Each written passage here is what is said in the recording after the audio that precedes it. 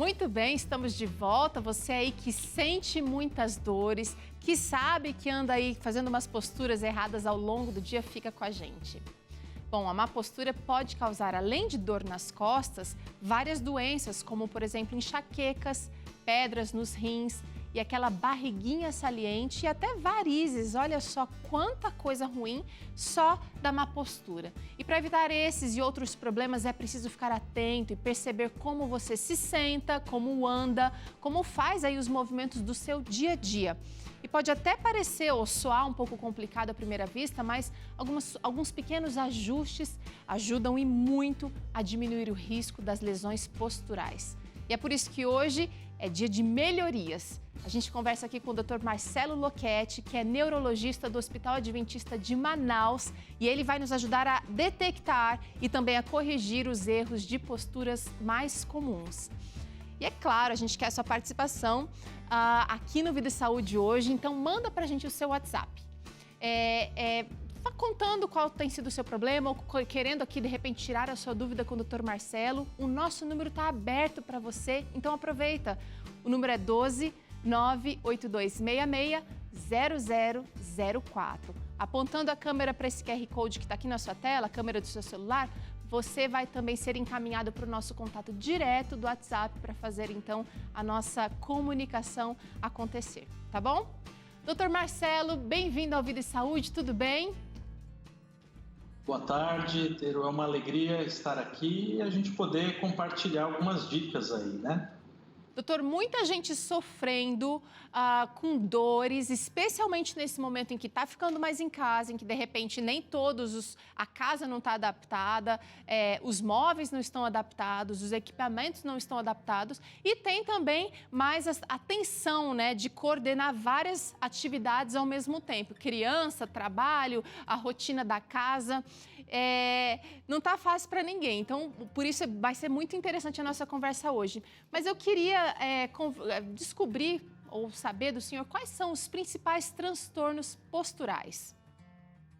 Bem, principalmente nessa situação que a gente vem vivenciando, né, nos últimos meses, como você disse, a gente transformou a nossa casa no nosso ambiente de trabalho. Então, a cadeira muitas vezes não é adaptada, a mesa não é adaptada, ficamos muitas horas nessa posição e isso pode acabar desencadeando transtornos como deformidades, dores, espasmos, desalinhamentos como escoliose, que é uma deformidade lateral da coluna, situações de hipercifose em que a gente tem um ângulo aumentado na região dorsal ou hiperlordose, ângulo aumentado na região lombar, encurtamento de tendões, restrições articulares. Então, são uma série de fatores que podem acabar sendo desenvolvidos por conta de passarmos muitas horas nessas posições viciosas. Doutor, agora, além desses problemas posturais, a gente também está correndo risco de doenças serem desencadeadas por conta dessa má postura, né? Sim.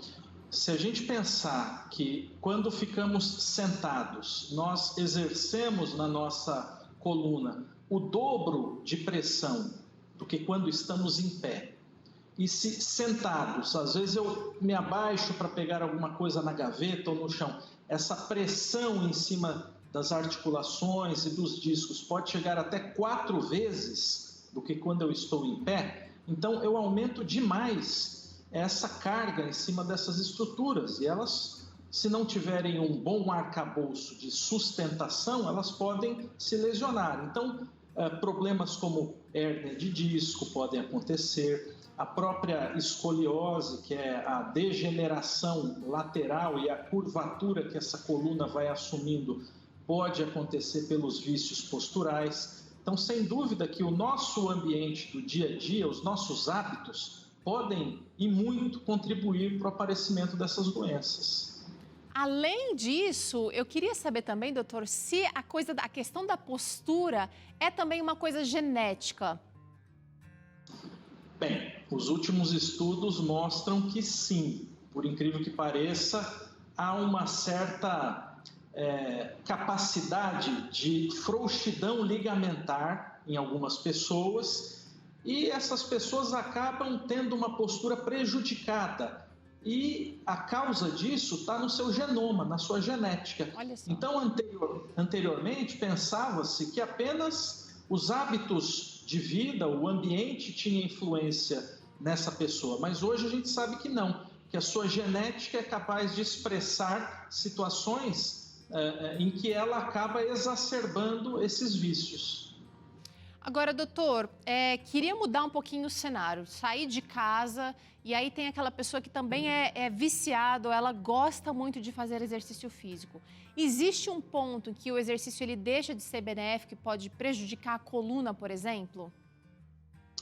Olha, esse é um tema interessantíssimo, porque se eu quero trabalhar e proteger a minha coluna, eu devo encorajar as pessoas e os pacientes a realizarem exercícios. Mas não é simplesmente realizar de qualquer forma, tem que ter uma orientação. Porque quando realizamos exercícios, muitas vezes nós temos impacto. Então, esses impactos eles precisam ser absorvidos por essas estruturas da coluna. Veja, você correr ou andar ou fazer uma musculação, você vai ter um impacto horizontal e muitas vezes isso é absorvido, na sua maioria da porcentagem, pelos joelhos, pelos quadris. Agora, exercícios, por exemplo, que envolvam saltos, pulos, têm um impacto vertical que acaba transferindo uma carga maior para a nossa coluna. Isso sem contar na própria carga que a gente acaba executando na musculação. Então, a postura correta na hora de fazer o exercício, a carga correta são fundamentais para que a gente não acabe desenvolvendo um problema ao invés de encontrarmos uma solução. É verdade. E chegou uma interação justamente sobre esse assunto que eu queria trazer aqui, doutor. Vamos ver se o senhor pode ajudar. O Fernando está mandando. Eu ando muito de bicicleta e minhas costas ficam doendo demais. O que eu devo fazer? É a pergunta do Fernando. Varia muito também, doutor, do biotipo da pessoa. Se é uma pessoa mais longa, né, e de repente a bicicleta é mais curta, o espaço em que ela tem que ficar encurvada ali, realmente vai gerar, estou imaginando aquele formigamento. Isso é muito importante e outras duas coisas são importantes também. Qual é o tipo de bicicleta, né, que se usa? É uma bicicleta em que ele tem que fletir o tronco mais ou é uma bicicleta em que ele anda com a sua coluna mais retificada, né? Isso é uma coisa importante. E a segunda questão, onde ele pratica essa bicicleta? Uma coisa é ele fazer num terreno irregular, né? Ou num asfalto plano. Outra coisa é ele praticar, por exemplo, mountain bike, que ele acaba tendo uma trepidação e impacto muito grande em cima dessa região. Então, são individualidades que a gente tem que estudar caso a caso.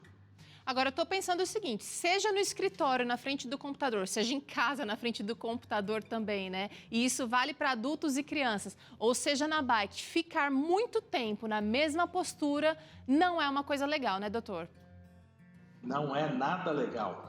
Tanto que a gente orienta tanto os alunos quanto os profissionais que trabalham sentados, a cada 50 minutos, 1 hora, levantar-se e realizar um breve alongamento de 5 minutos. Porque se você mantiver esta postura sentada por muito tempo, você acaba fadigando a musculatura que sustenta a coluna.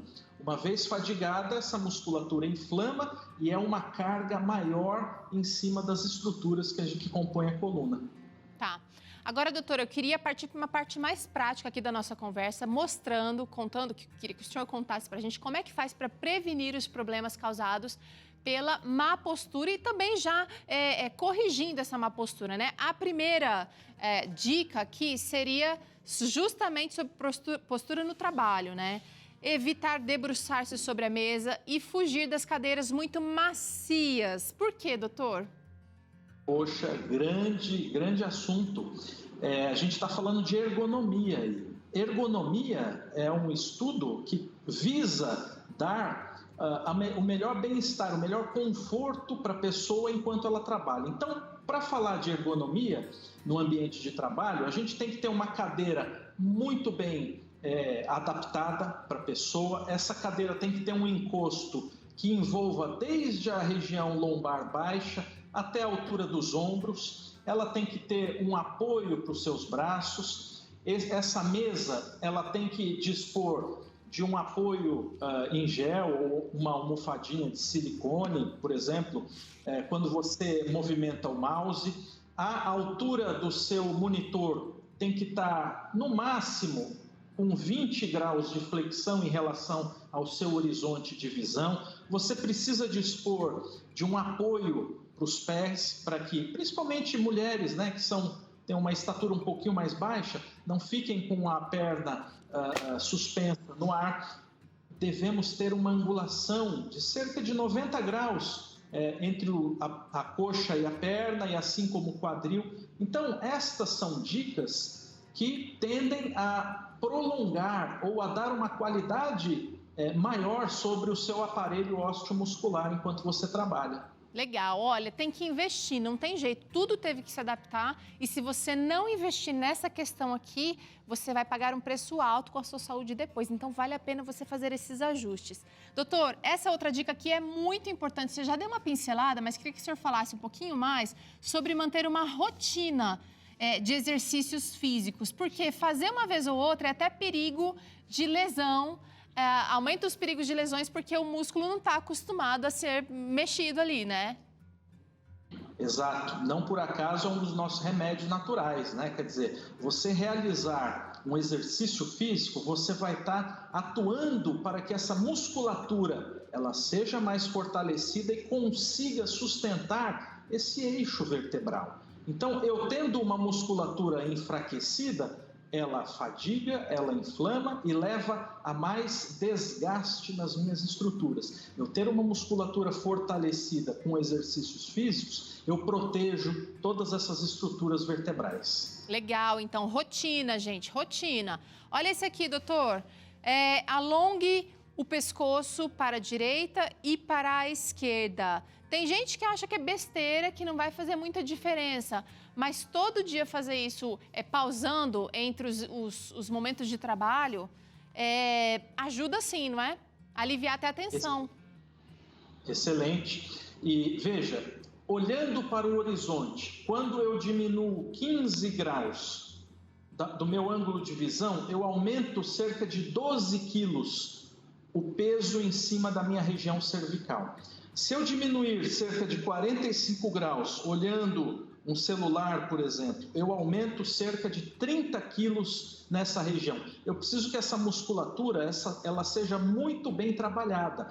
Então, eu preciso, sim, alongar para um lado, alongar para o outro, para trás também, para frente, realizar movimentos rotatórios. E isso serve não só para a musculatura cervical, como também alongamento da musculatura lombar, de membros inferiores. Então, eles entram também na categoria dos exercícios aí que a gente falou. Tem que ser rotina. Eu estou aqui fazendo, o Neander está fazendo aqui comigo, você aí de casa está fazendo também, né? O doutor falou, a gente já faz aí um pouquinho, olha, segura. Todo momento é oportunidade de mudança, segura para o outro lado devagar. Quem não está acostumado pega mais leve, mas tem que começar a fazer, tem que entrar na sua rotina diária aí. Doutora, essa próxima dica tem a ver com o nosso repouso, porque a gente passa, ou deveria passar boa parte do nosso dia também descansando, né? Usar rolos de espuma ou EVA para a região lombar. Bem, aí na figura você observa claramente que tem um rolinho rosa atrás da região lombar. Isso porque a nossa coluna lombar tem uma curvatura. Quando a gente vê uma pessoa de lado, a coluna ela não é reta, ela tem uma lordose. Então, quando você está deitado, se você põe um rolinho como esse, você está dando um suporte para essa lordose. Agora, muito interessante o que você falou sobre as horas de sono. Isso é fundamental.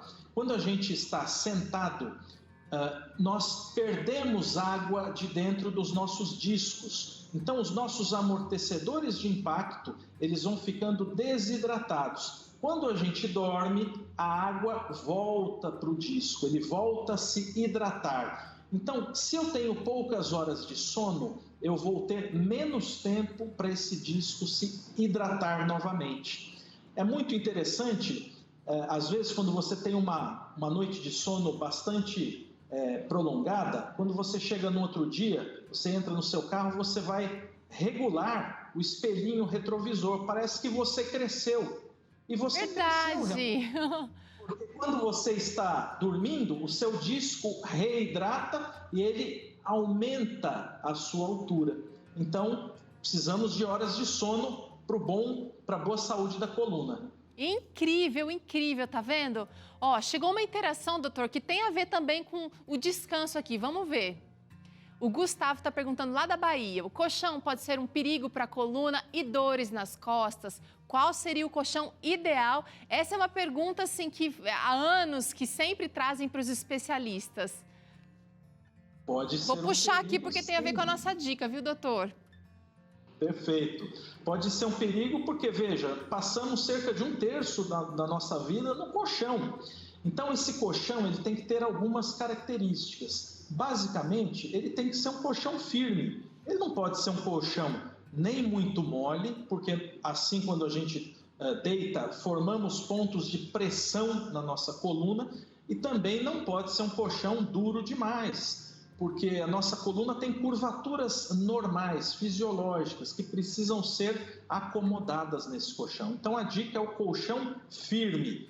Ele pode ser de molas ensacadas, por exemplo, ou de espuma, de acordo com a densidade proporcional ao peso do indivíduo, mas basicamente um colchão firme. Legal. E essa outra dica também tem a ver com descanso. Está percebendo, você aí de casa, como é importante a gente prestar atenção, promover, né, qualidade na hora de descansar? Usar um travesseiro que mantém a cabeça alinhada ao pescoço e a coluna. Não pode ser nem alto demais, nem baixo demais. E talvez um travesseirinho no meio das pernas aqui, né, doutor? Exato. A dica para o travesseiro isso é muito individual, mas você fazer uma mensuração e uma prova da distância do seu ombro até a sua região cervical, de forma que quando você fique deitada de lado, a sua coluna esteja reta, numa linha reta. Uma dica que a gente sempre dá é deitar de lado, porque é a postura em que a gente menos pressão em cima da coluna a gente vai ter. Com um travesseiro no meio dos joelhos, você relaxa toda essa musculatura dos quadris, e um terceiro travesseiro abraçado, porque você consegue relaxar a musculatura do ombro. Então eu costumo sugerir 3 travesseiros aí. Maravilha. Agora é o seguinte, doutor, quem já anda com dores ou com alguns problemas de saúde já, por conta da má postura, dá para reverter usando essas dicas aqui que o senhor deu? Com certeza. Isso é um trabalho de formiguinha, que envolve disciplina, paciência e principalmente qualidade do tratamento. Então, a mudança de hábitos, a fugir de ciladas, de vícios posturais, tem que fazer parte do cotidiano dessa pessoa. E sem dúvida que ela vai conseguir angariar qualidade para a sua vida. Legal, muito bom. Agora é o seguinte, doutor, chegou mais uma interação que tem a ver com postura aqui. Vamos ver quem mandou pra gente, foi a Patrícia Santos, e ela diz o seguinte: minha avó, na maioria das vezes, quando fica sentada, ela fica com muita dor nas pernas. O que ela pode fazer para aliviar a dor? E eu já emendo aqui na conversa da Patrícia, doutor, se ficar muito tempo sentado ou muito tempo em pé, pode gerar, por exemplo, varizes, que também pode gerar dor nas pernas.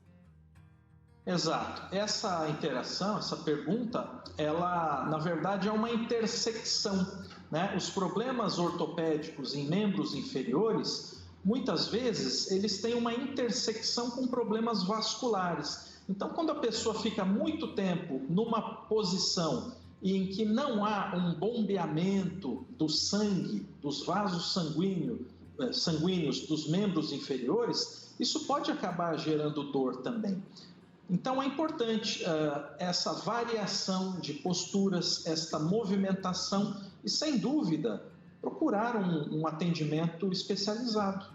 Vale a pena. Olha, inclusive, o que o doutor acabou de dizer aqui é muito importante, porque a nossa conversa aqui é para levantar, para gerar em você uma vontade de melhoria, mas nada substitui a ida ao especialista. É muito importante ser analisado individualmente. Doutor, chegou uma última interação que eu queria trazer aqui para o senhor, da Rosiane Valença, lá de Aracaju. Ela disse o seguinte: às vezes eu sinto uma dor que começa pelas costas, irradia pelo peito e pelos braços, causando dores insuportáveis. Ela disse que chega a perder o ar e tem dificuldades para respirar. Será que isso tem a ver com as costas ou com a coluna? Bem, sem dúvida que isso tem a ver, pode ter a ver sim com a região da coluna, uma vez que da região cervical partem nervos que vão inervar toda a musculatura acessória do pescoço e membro superior. Então, se ela sente essa dor no braço, tem que fazer parte da investigação a região cervical, porque uma compressão nervosa pode acabar gerando esse tipo de sintoma que ela está referindo. Então, precisa buscar ajuda, viu, Rosiane? Doutor, quero te agradecer pela participação aqui no Vida e Saúde. A gente aprendeu bastante nesse pouco de conversa aqui. Quero agradecer também ao Hospital Adventista de Manaus, que tem sido parceiro do Vida e Saúde ao longo desses últimos meses aqui. E desejar que a gente possa se encontrar mais vezes. Desejar também sucesso aí no trabalho maravilhoso que vocês têm realizado nessa região.